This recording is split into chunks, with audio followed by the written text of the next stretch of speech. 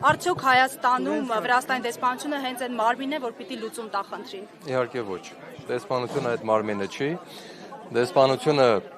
խոստացավ պատասխանել եւ մամուլում հայտնվեց լուր, որ Վրաստանի ֆինանսների նախարարությունն էր պարզաբանել, որ դրանք զուտ մաքսային գործընթացներ են, այսինքն ոչ մի ենթատեքստ, ոչ մի դիտավորություն չկա, բայց փաստորեն ես ամսոսանքով պիտի ասեմ, որ խնդիրը արդեն 1 ամսից ավել լուծում չի ստանում եւ այստեղ ես տեսնում եմ գրված ցուցանակներ հայ-վրացական բարեկամության մասին, պետք է հոգ տարվի, որ այդ բարեկամություն բառը արդեն ճակերտների մեջ չհնչի, այլ իրականություն համարվի, որովհետև այն ինչ որ հիմա տեղի ունենում վրացական կողմից բացարձակապես հակասում է առևտրի համաշխարհային կազմակերպության կանոններին, որպես տրանզիտային բեռներ դրանք պետք է հանգիստ տեղաշարժվեին Վրաստանի տարածքով, Վրաստանը խախտել է բեռնափոխադրումների ազատ տեղաշարժման իրավունքը եւ զարմանալի է, որ մեր համապատասխան պետական մարմինները եւ Հայաստանի Հանրապետության ներկայացուցիչը առևտրի համաշխարհային կազմակերպությունում չի դիմում դեռևս այդ դժգոհությունը արտահայտելու համար։ Ես կարծում եմ, որ մեր պետական մարմինները, որոնք որ միշտ խոսում են այն մասին, որ պետք է հարկատուներին հարգել, սա այն կոնկրետ դեպքն է, որ պետք է հարկատուներին հարգել եւ հարկատուների շահերը պաշտպանել, որովհետեւ Հայաստանի կոնյակագործությունը ունի դարերի պատմություն եւ դա Հայաստանի նաեւ գերակա ճյուղերից մեկն է եւ նաեւ չմոռանանք, որ ընդամենը 4 ամիս հետո խաղողի մթերման ժամանակն է մոտենում եւ նորից այդ պետական մարմինները պետք է թակեն այս կոնյակագործների դռները, գինեգործների դռները, որպեսզի խաղողի մթերում կատարվի եւ այդ դեպքում արդեն իրենք որոշակի պետք է որ բաց երեսով կարողանան այդ թակելը իրականացնել։ Ես ասեմ դες, որ Վրաստանը ես միշտ ուսումնասիրում եմ տարբեր պետությունների տնտեսությունները, դուք գիտեք տարբեր առիթներով մամուլով խոսում եմ։ Վրաստանի տնտեսությունը գտնվում է Թուրքիա, Ադրբեջան, ուրեմն այդ երկորյակային զույգի ազդեցության տակ։ Բավական է ձեզ ասեմ, որ Վրաստանի ներմուծման ծավալները 11 միլիարդի մեջ, ընդամենը 3-3.5 միլիարդ է արտահանումը, այսինքն թույլ տնտեսություն ունեցող պետությանը վերածվում Վրաստանը, որտեղ արտահանումը 30-35%-ից չի անցնում, դա շատ վատ ցուցանիշ է ներմուծման համեմատ, այսինքն դեֆիցիտը 70% է։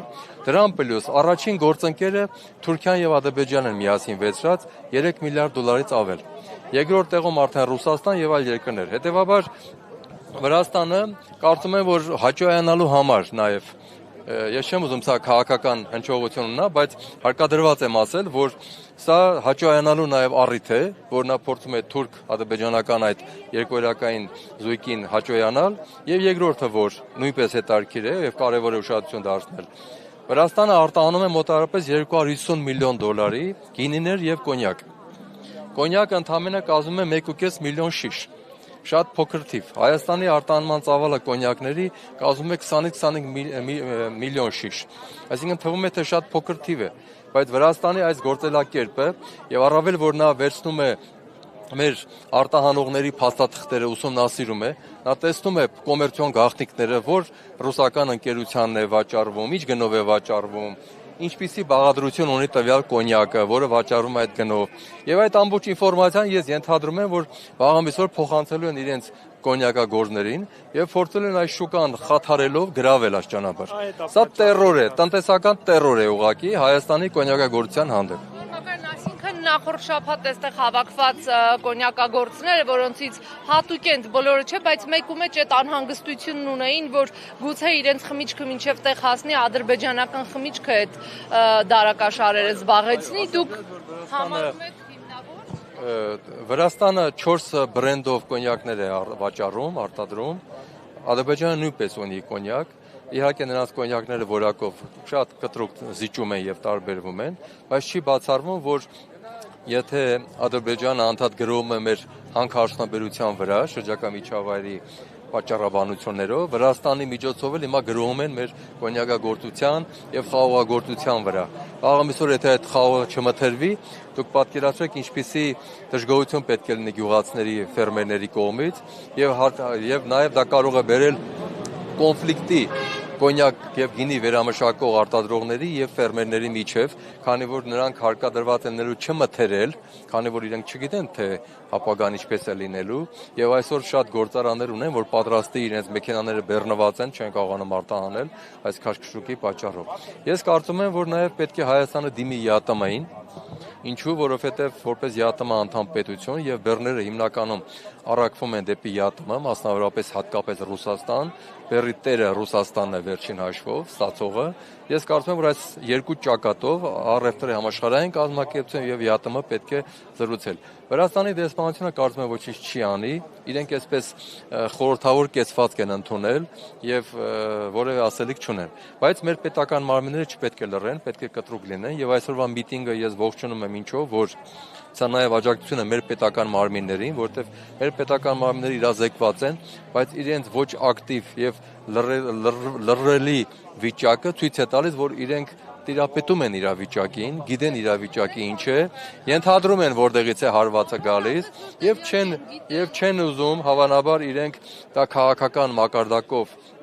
ներկայացնել, բայց մենք պետք է օգնենք մեր կառավարությանը այսպիսի բողոքներով, այսպիսի միտինգներով, որ դուք անում եք եւ դրա համար շատ ողջունելի է, որպեսզի դա լսելի լինի նաեւ այլ դեսպանությունների, այլ համապատասխան մարմինների։ Ես կարծում եմ, որ այստեղ բացարձակապես Հայաստանը խնդիր չունի, ինքը ճիշտ է վարվում եւ նաեւ արտադրողները, ֆերմերները ճիշտ են վարվում, ուղղակի պետք է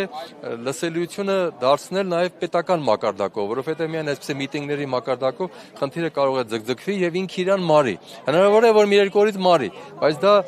էլի բավարար լուծում չի, որովհետև պետությունը պետք է կանգնի իր հարկատուի կողքին, իր արտադրողի կողքին, իր քաղաքացու կողքին, որոնք աշխատում են այդ գործարաններում։ Դա կարևոր գերակա ճյուղ է, արտահանման ճյուղ է։ Տարիներ առաջ մեր կոնյակագործությունը, ալկոհոլային խմիչքները Հայաստանի արտահանվող ապրանքների առաջի հնգյակի մեջ են եղել։ Հիմա մի փոքր հետ է մղվել, որովհետև Ուկրաինա-Ռուսաստան կոնֆլիկտի պատճառով այլ արտադրանքներ են մղվել առաջ, բայց դա չի նշանակում, որ ոլորտը իրեն սպառել է։ Ոլորտը կա եւ մնում է։